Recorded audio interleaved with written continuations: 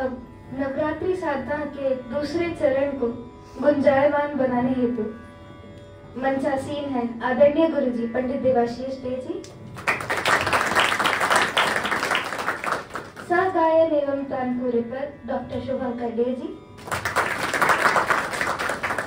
तबले पर संगति प्रदान करेंगे डॉक्टर संदीप राव केवले जी एवं हारमोनियम पर श्री हर्षद उपाध्याय।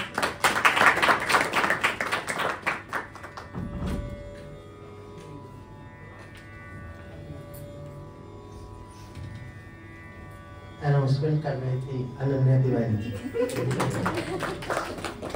उसको पता है किसे जी बोल रहा किसे नहीं, हर्षित को नहीं बोला उसने। जी बोलिए ना।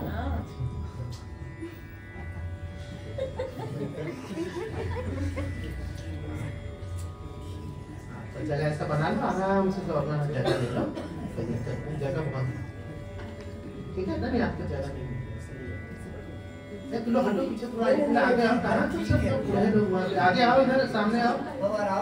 अरे यार दीवार में ठीक लगा के दूसरे लोग बैठ गए। आगे आओ भाई, कितना टेक लगाओ। तो दीवार हट जाएगी तो टेक किस पर लगाओगे? हैं? खपच्ची लगाना पड़ेगा। तो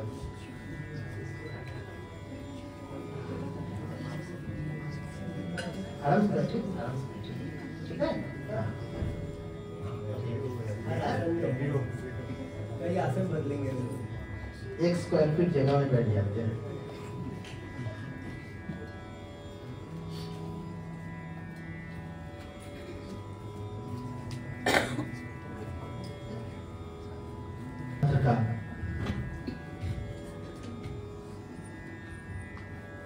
हमारी गिनती के अनुसार 8वां दिन, अष्टम दिवस और सप्तमी तिथि।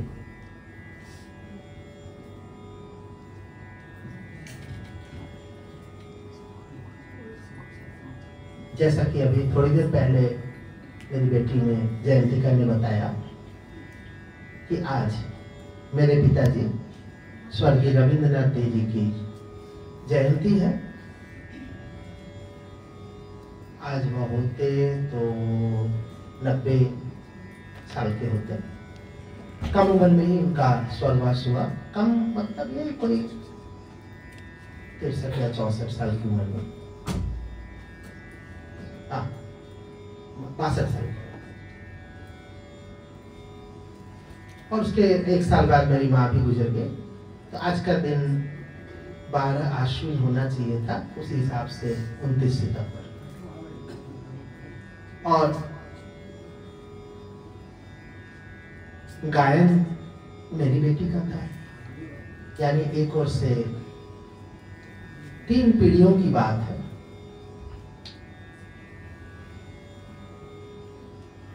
तो जब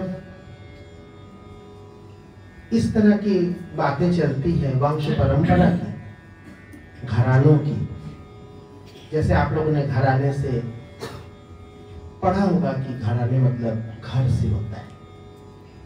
अब घर किसका घर? तो बोले कि कोई एक परिवार, उसका घर। पहले उसके पिता, दादाजी, परदादाजी, उसका बेटा, नाती पोता, सब ऐसे। फिर कुछ कुछ हद तक चाचा वगैरह। फिर घर अगर थोड़ा संयुक्त परिवार हुआ तो पटीदार और थोड़े और भी कजिन लोग होते थे।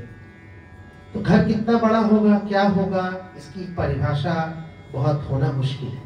आज के जमाने में बच्चों से पूछोगे घर मतलब, तो बोलेंगे पापा मम्मी, हम, मेरा छोटा भाई या बहन या हमारी दीदी, काम करता। छोटा सा संयुक्त एकल 2 तरह के सब परिवार दिखाई देते। अब परिवार से ही घर की बात, और इसी घर शब्द से घराना निकलता है। तो हम लोगों को भी यही समझ में आता है कि घराना मतलब कोई एक पर्टिकुलर परिवार, जिसमें उन्हीं के बिरादरी के या उन्हीं के परिवार के, उन्हीं के रिश्तेदारों की एक टोली या समूह, उन्हीं को घराना बोलते हैं।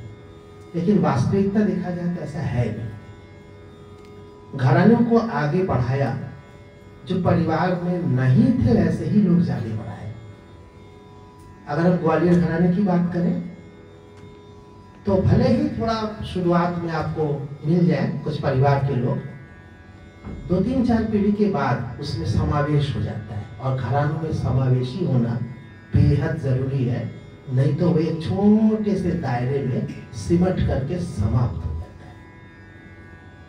तो घराने समाप्त अगर हुए कहीं पर है तो वह इसीलिए हुए कि वे एक सीमा के अंदर, छोटे से दायरे के अंदर अपने आप को सीमित रखते रखते, घटते घटते, कम होते होते खत्म हो गए।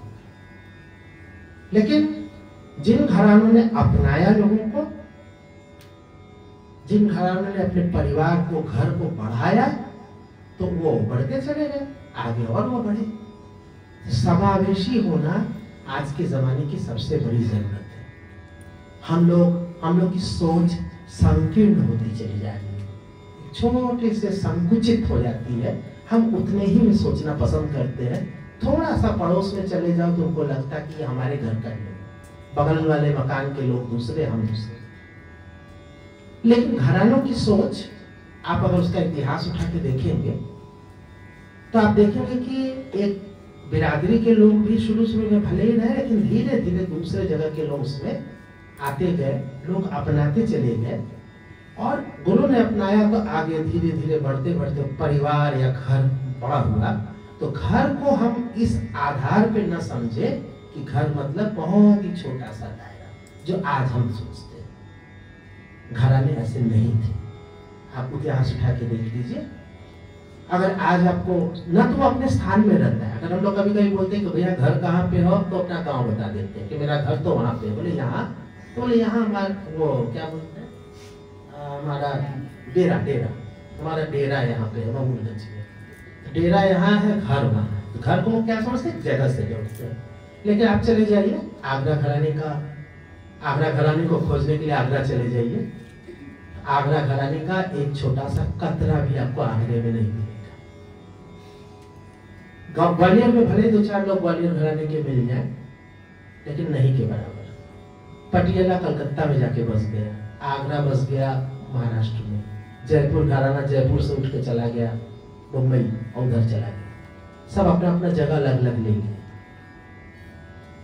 लेकिन जो घर के लोग होते, परिवार के लोग होते, वो इस बात पर बल देते हैं, घराना, हम तो घरानेदार हैं। और आप क्या है, बोले आप लोग बाहर से मतलब चले आए हैं, अयाचित रूप से, अनाहूत रूप से, मतलब बिना बुलाए ऐसे ही चले आ रहे हैं आप लोग, बिना उसके ऊपर ऐसा। ये सोच गलत है, गंदी है, संकीर्ण मानसिकता की प्रतीक है। तो इसको तो हट जाना चाहिए। उनको 100 उदाहरण दिए जा सकते हैं, 1000 उदाहरण दिखाए जा सकते हैं।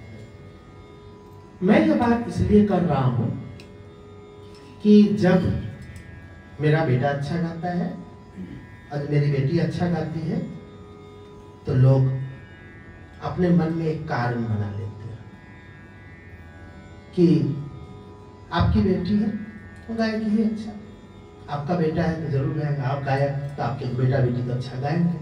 तो हम उनसे पूछते हैं कि हम किसके बेटा बेटी है, हम किसके बेटा बेटी है। हमारे पिताजी को तो गाना नहीं आता था, हमारे पिताजी को तो कोई संगीत से जुड़े हुए लोग तो थे नहीं, जो साधारण कर्मचारी थे।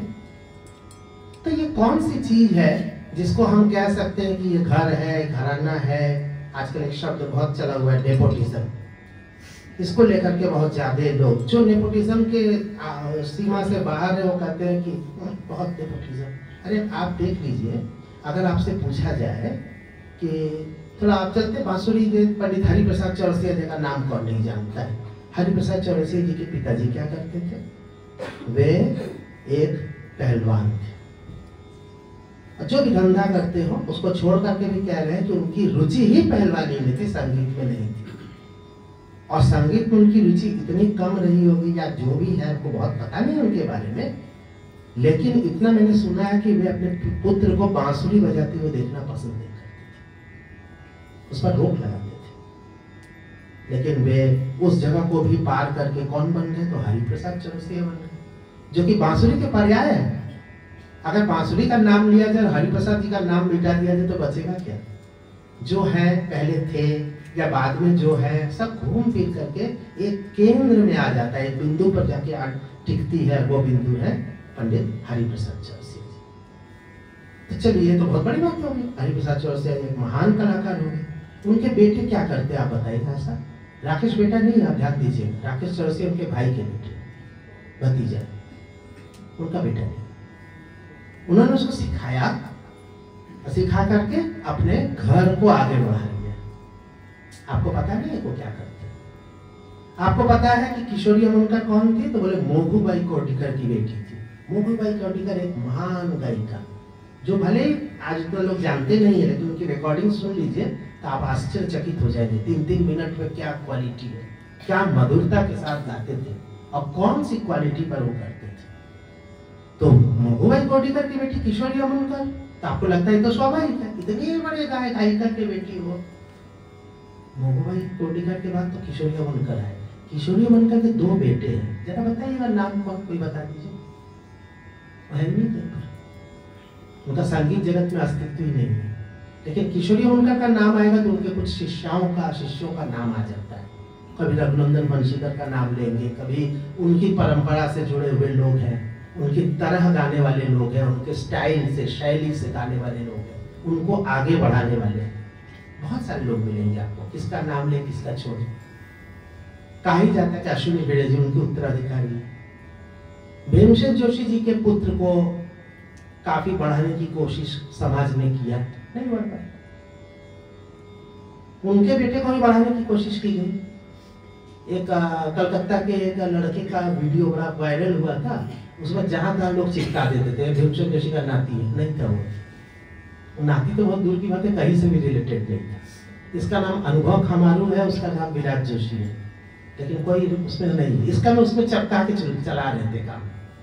हमको जहाँ जहाँ इसको फेसबुक में, यूट्यूब में मिलता था, हम उसमें नीचे लिखते थे दिस इज रॉन्ग, गलत है ये लड़का है, ये तो कहीं और का है, वो कहीं और का, वो कहीं और का, ना नाम मिल रहा है, ना पता मिल रहा है, ना शक्ल मिल रही, ना गाना मिल रहा है। गजब। तो ये सब चलता है, संगीत के क्षेत्र में बहुत है। तो नेपोटिज्म को क्या स्थान है यहाँ पे? नेपोटिज्म मतलब पुत्रवाद, एक तरह से कह सकते हैं। अपने परिवार के अंदर का पुत्रवाद या भतीजावाद या जो भी कह लीजिए। हम डॉक्टर हैं, हमारा बेटा डॉक्टर हो गया तो नेपोटिज्म। और वो डॉक्टर बेचारा किसी इंजीनियर का बेटा हुआ था तब तो हम नहीं बोलते।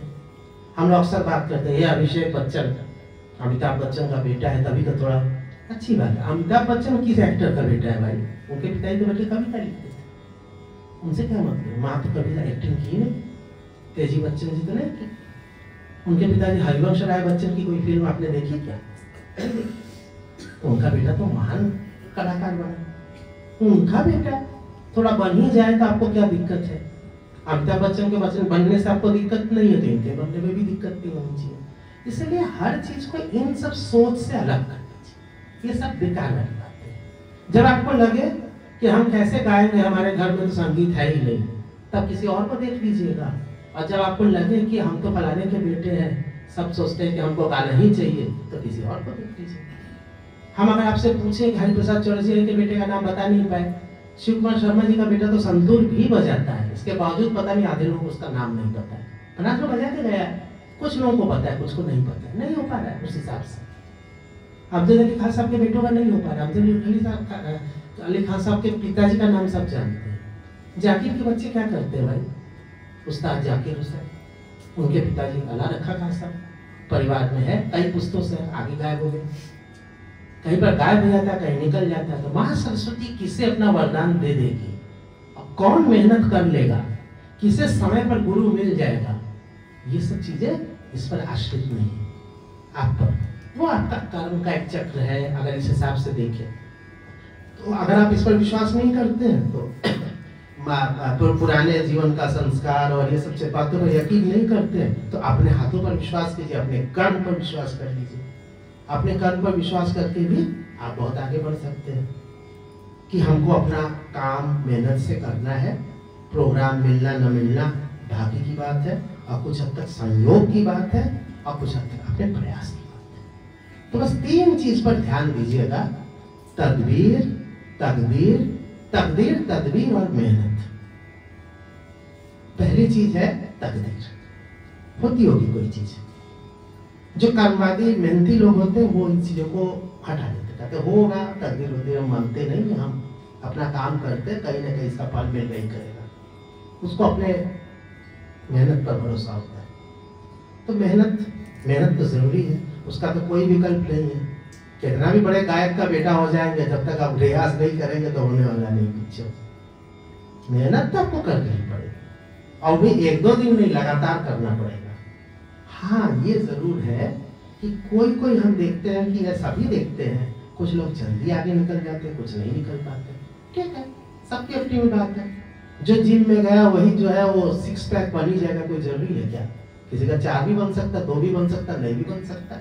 मेहनत सब कर रहे हैं, नहीं पसीना सब बहा रहे हैं, 2 का हो गया, 2 का नहीं हुआ। तो इसी तरह समझिए, कुछ चीजें तो होती ही अपनी। तो हमें करना क्या है? हमें करना ही है कि हम जो हमारा कल है उससे आज हमारा बेहतर, इतने पर ध्यान दीजिए कि हम अगर पिछले साल कोई गाना गा रहे थे तो हमको साल भर बाद हम अगर कहीं पर फिर गाए तो हम खुद ही उसका मूल्यांकन करके देखें कि हम गिरे हैं कि ऊपर उठे। यही बात हम आगे कल भी थोड़ा इसी चीजों को पॉइंट आउट किए थे दूसरे ढंग से। आज फिर एकदम सीधे सपाट शब्दों में कह रहे हैं कि मेहनत का कोई विकल्प नहीं है, तकदीर आपके हाथ में नहीं है। तकदीर मतलब थोड़ा जुगाड़ उगाड़ करना, थोड़ा मिलना जुलना, ये सब करना, ये इसका पार्ट है संगीत का। इसको जरा करते रहना पड़ेगा। अब छोटे बच्चे क्या करें? छोटे बच्चे कहाँ से जाए बेचारे जुगाड़ करने, मिलने और अपना वो करने, उनको तो पता भी नहीं होता है।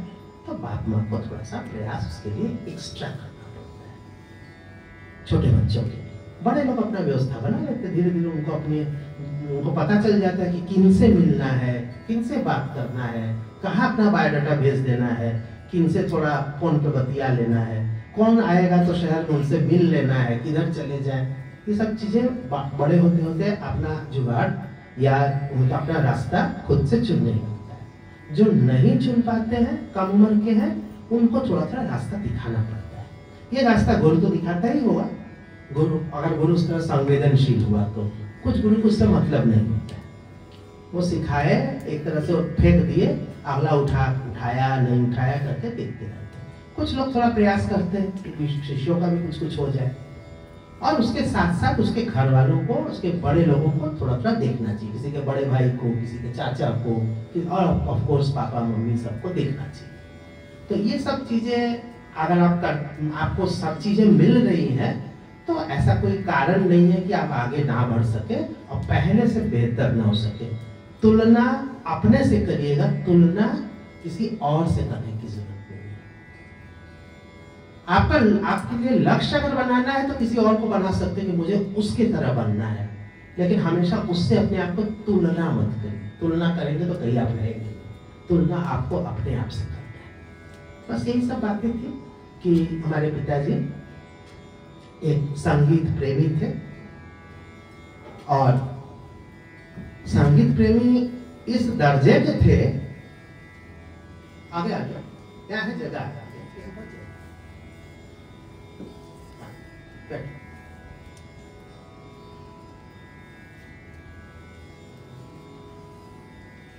संगीत प्रेमी इस दर्जे के थे कि उनको सुबह उठ करके उनको बोलना नहीं पड़ता था, या उन्हीं का खुद का शौक था कि सुबह उठा भजन का जो एक प्रसारण आकाशवाणी से, कल भी आकाशवाणी की बात हो रही है, तो आकाशवाणी ऐसे लोगों के लिए वरदान रहा है। तो वो अपना 6:00 पर जब शहनाई बजती थी, बिस्मिल्लाह खान साहब का शहनाई शुरू होता है, उसी से अक्सर आकाशवाणी के कार्यक्रम शुरू होते हैं। पहले दिन का प्रारंभ होता है मंगल ध्वनि से, तो उनका लग जाता था उतने समय में। और उसके बाद भजन का कार्यक्रम होता था, वो भी सुनते थे। उसके बाद धीरे धीरे 7:30 बजे आते 7:30 बजे से क्लासिकल राग संगीत का प्रोग्राम बनारस रेडियो से आता ही था, और उस समय नियमित आता था। आजकल तो इधर उधर होने लगता है। तो वो लगातार सुनते रहे, नियमित श्रोता थे, और कहीं भी कार्यक्रम का पता चल जाए कि यहाँ कुछ हो रहा है, किसका था इसका नहीं देखते थे, जाते जाते। और उस समय सारे प्रोग्राम रात भर के होते थे। भोर में उठकर थोड़ा सो करके फिर ऑफिस चले जाते थे, या कभी छुट्टी भी ले लेते थे, लेकिन प्रोग्राम जल्दी छोड़ते रहते थे। तो साल भर में कम से कम 28-30 रात, अभी तो आपको शाम 28-30 रात गुजारना पड़े तो पता चलेगा। भाग खड़े होंगे आप लोग। पूरी रात प्रोग्राम होता था, 2, 2:30, 3 बजे तक तो होता ही था। कितने मंदिर बनारस में है, सब में कार्यक्रम कहीं और हो रहा है, कहीं कुछ हो रहा है, जहाँ भी हो रहा है रात ही भर का होता था। तो अगर मान लीजिए कि 25 रात उनको जागना है, तो किसी एक समय में हम कह सकते कि आज नहीं चलेंगे, आप छोड़ दीजिए ना, जाएंगे फिर किसी दिन, थक गए कुछ, तो ठीक है तुम मत जाओ, हम जा रहे। तुम्हें कहा चलिए अच्छा हम भी चलते हैं, हम भी चलते। इस तरह शौक था उनको, राग वाग ज्यादा पहचानते नहीं थे, लेकिन दरबारी, ललित, मालकोस, इस तरह 3-4 राग ऐसे हैं जो उनको सुनते ही उनको पता चल जाता था। तो ये 2-3 राग उनके बिल्कुल उसमें थे। और उस जमाने में जितने भी संगीत प्रेमी थे, उनके लिए सबसे बड़ी चीज फिल्म संगीत था। फिल्म संगीत उस जमाने में स्तरीय भी होते थे, रागाश्रयी या रागाधारित होता था, राग पर आधारित। उसमें अमूमन कुछ ना कुछ राग मिल जाते थे, और जनरली पिताजी वही सुनते थे जो उनको राग से रिलेटेड था, उनको राग से, शास्त्रीय संगीत से प्रेम था। तबला सोलो हो रहा हो, हारमोनियम का सोलो हो रहा हो, सितार बज रहा हो, गाना हो रहा, कुछ भी हो रहा, उनको सुनना। तो इसका असर पड़ा कि हमारे अंदर संगीत का संचार होता गया। माँ हमारी थोड़ा बांग्ला गाना ना गाती थी, थोड़ा एक आध छोटा ख्याल सीखी भी थी, लेकिन नहीं के बराबर। तो वो भी अपना मुझे थोड़ा बहुत सिखा दी, बांग्ला गाना, रवींद्र संगीत, नजरुल गीति, जो चीजें होता है थोड़ी थोड़ी सिखा दी, नहीं के बराबर। लेकिन हमको ले लेकर के कहाँ जाना है, ये सब में दोनों चुके थे। अपना काम, अपनी जिंदगी, सब कुछ थोड़ा किनारे करते हुए संगीत के लिए लगे थे। और दूसरी बात, एक सपना पालना पड़ता है। कहते हैं कि बीज के अंदर ही छुपा होता है उसका वृक्ष बनने का सपना। तो वो जो वृक्ष बनने का सपना उसके अंदर समाया हुआ होता है, वही उसको बाद में कितना बड़ा वृक्ष होगा ये पता चलता है। तो आप लोग यहाँ पे जो वरिष्ठ लोग हैं, सब लोग सपना देखिए। सपना देखेंगे तभी जा करके आपके बच्चे में वो आएगा और वो आगे बढ़ पाएगा। बढ़ेगा कि नहीं, सब तो अपना अपना भवितव्य है, उसको आप कुछ नहीं कर सकते, लेकिन प्रयास इस चीज का होना चाहिए। और किसी भी चीज को दिमाग से इन चीजों को निकाल देना चाहिए कि हम तो संगीत के घर से नहीं है, हमारा तो ऐसा है, इसमें बहानेबाजी दिखती है, तो बहाने नहीं। कोई भी चीज का बहाना मत खोजिए, ये मौका खोजिए कि आपको आगे कैसे जाना है। और ये स्पिरिट बनाए रखिएगा तो आपको कोई रोकेगा नहीं, आप अपना अपना लक्ष्य जो भी है उसको हासिल करेंगे और आगे बढ़ेंगे। तो राग का नाम तो लगभग आ ही गया है, बताना भी है?